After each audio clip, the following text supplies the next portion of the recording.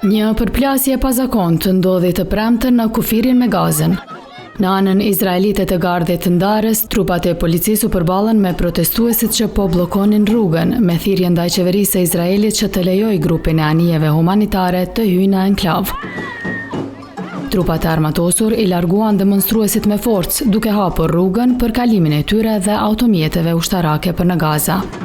Njëra nga protestuesit shprehu vendosmërinë për të mos u dorëzuar. Solidariteti im i plot është me flotiljen Sumud dhe të arrestuarit që ndodhen tani në burgjet e pushtimit. Shpresoj që të qëndrojnë të fortë dhe që herën tjetër të jemi më të shumë dhe më të fortë dhe të gjithë së bashku të thyejmë bllokadën.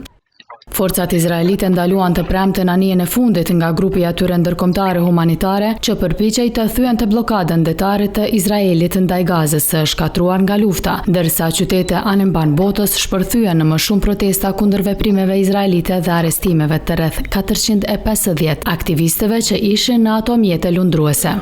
E me këta të fundit u përball ministri izraelit i sigurisë kombëtare ekstremit të djathtë Itamar Ben-Gvir, i cili u filmua duke vizituar vendin ku ata po përgatiteshin përpara deportimit. Ai akuzoi për mbështetje të terrorizmit, ndërkaq një person dëgjohet duke bërtitur liri Palestinës. Në mesin e aktivistëve raportohet se është edhe kosovarja Albulina Fazliu, e cila në një video të postuar muajin e kaluar thekson se fakti që ishte refugjate e ka mësuar rëndësinë e solidaritetit përballë krizës dhe se asnjë fëmijë në këtë botë nuk meriton të vritet qëllimisht. E presidenti SBA-s Donald Trump i ka dhënë grupit Hamas afat deri të dielën në orat 18 për të pranuar planin amerikan të paqes për Gazën, përndryshe, siç tha, do të përballet me pasoja të rënda.